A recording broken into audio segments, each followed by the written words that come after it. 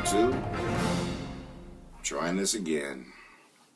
This historical report is on Mae Jemison. This is for all the young women out there that dream big, think big, and make their dreams come true. This is the story of one such woman, Mae Jemison.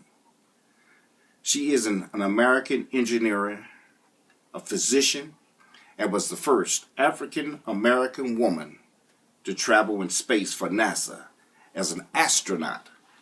She was born in Decatur, Alabama on October the 17th, 1956, the youngest child of Charlie Jemison and Dorothy Green, her mother's maiden name.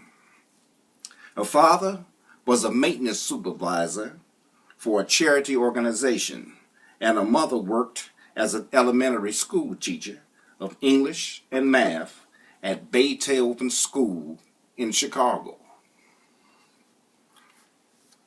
As a child growing up in Chicago, Mae Jemison also believed that one day she would go into space. She loved science. She says her parents were very supportive of her and her interest in science, while teachers were not.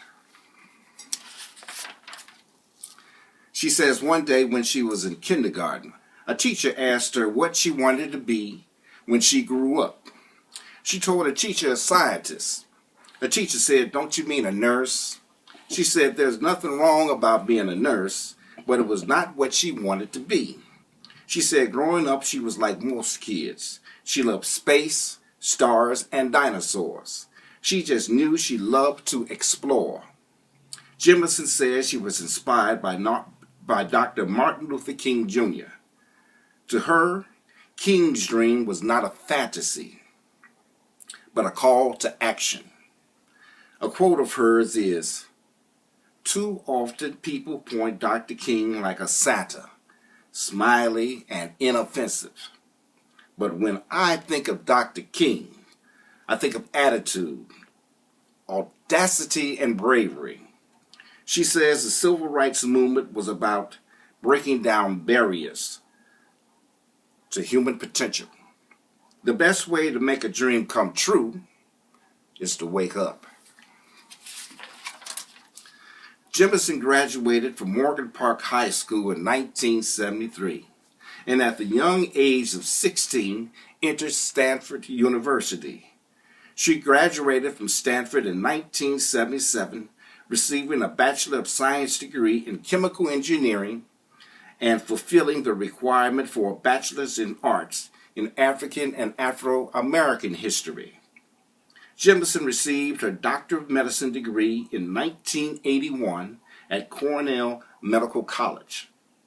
She interned at Los Angeles County USC Medical School, and later she worked as a general practitioner. While in medical school, she traveled to Cuba, Kenya, and Thailand to provide medical care for the people living there. In 1983, Jemison applied to be an astronaut for NASA. Between the Space Shuttle Challenger explosion, when that happened in 1986, NASA shut down and suspended all space flights. So she reapplied in 1987 and was accepted into the astronaut program. She was one of 15 candidates out of 2,000 applicants, which were mostly white males. But she was accepted. Jemison said her inspiration for wanting to join NASA was an African-American actress, Nichelle Nichols, who portrayed Lieutenant Uhura on Star Trek. Jemison's work with NASA before her shuttle launch was launch support activities and a variety of shuttle computer software. She said, in other words, she did work to support the launch of vehicles at Kennedy Space Center.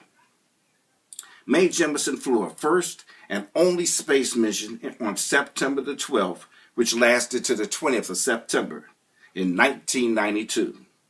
As a mission specialist.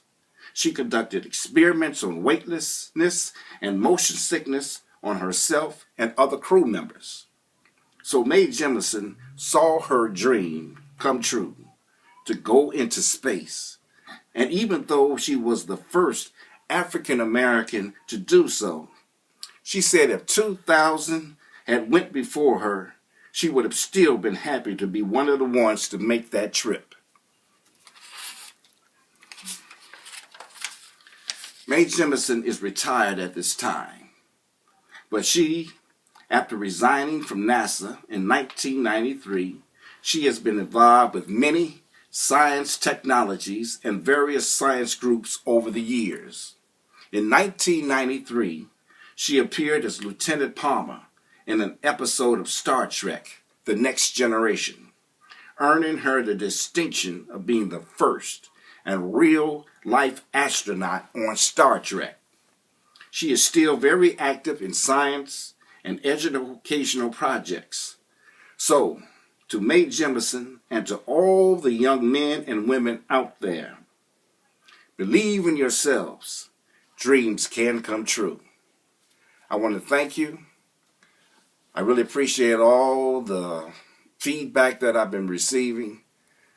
And I'm going to try to do a little bit more.